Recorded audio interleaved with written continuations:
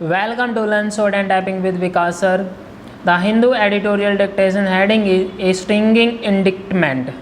Students जो कल की आपकी डिक्टेशन हुई है आप मुझे बताएं, और जो आपकी पीडीएफ है पीडीएफ आपको मिली है, और जो हमारी प्रोग्रेसिव मैगज़ीन की जो पीडीएफ है, बच्चे बोल रहे हैं कि सर पीडीएफ नहीं शो हो रही, पीडीएफ वहाँ पे शो हो रही है। मैंने खुद देखा है वहाँ पे ओपन करके पीडीएफ शो हो रही है, पता नहीं आपके मोबाइल में क्यों शो नहीं हो रही। आप दोबारा से इसको चेक करें, और आपको कल आपकी जो हिंदू एडिटोरियल की जो आउटलाइन है वो कैसे रही आप मुझे कमेंट बॉक्स में कमेंट कीजिए। फिर हम अगर आपको आपके विचार में कोई भी मॉडिफिकेशन है या कुछ और है तो आप मुझे कमेंट बॉक्स में कमेंट कीजिए, फिर हम उसको सुधारने की मॉडिफाई करने की कोशिश करेंगे। चलिए हम शुरुआत करते हैं अपनी dictation. Be ready, start.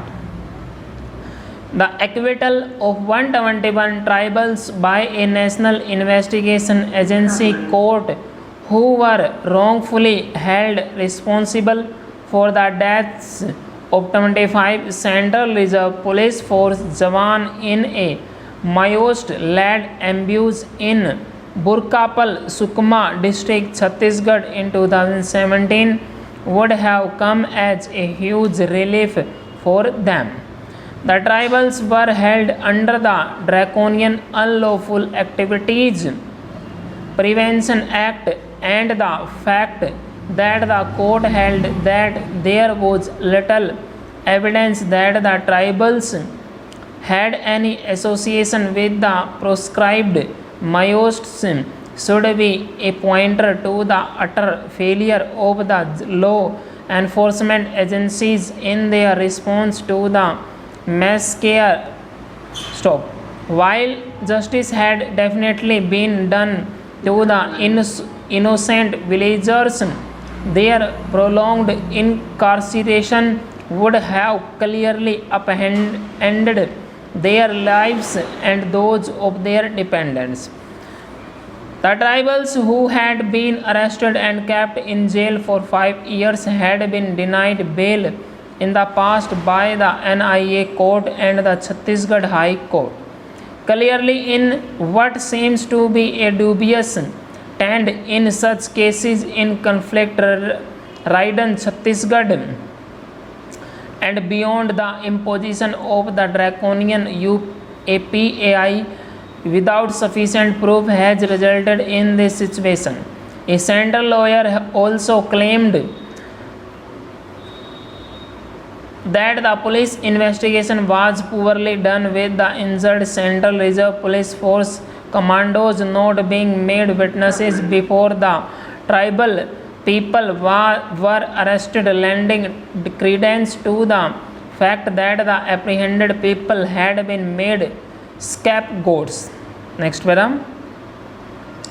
As a takeaway from the outcome of this case, the state must ponder as to whether this strategy of rounding up suspects among the hapless tribals in the name of swift actions following a military setback does any good to law enforcement.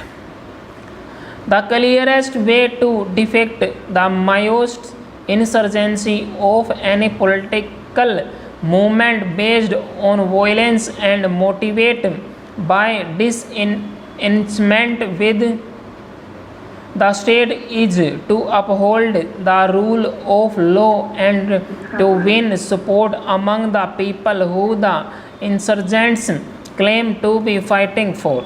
Without popular support, insurgencies are bound to fail, specifically the Maoist movement that is underpinned on winning over those disenchanted with the Indian state. Beyond harping on factors related to poverty, livelihoods in crisis, and economic inequality, the Maoists also use tactical violence that avoids state repression and serves their purpose of questioning the legitimacy of the Indian state by typecasting the tribal people, conflicting dissidence and disaffection with insurgency, and taking the dubious route of mass incarceration following any setback to the security force law enforcement agencies only, and up adding grace to the Maoist propaganda that emphasizes that these are just characteristics of repressive state that is beyond reform. Besides purposive socio-economic action, law enforcement must reinforce steps related to procedural law to disprove the Maoist critique of the Indian state and to retain legitimacy among the tribal citizens. Full stop.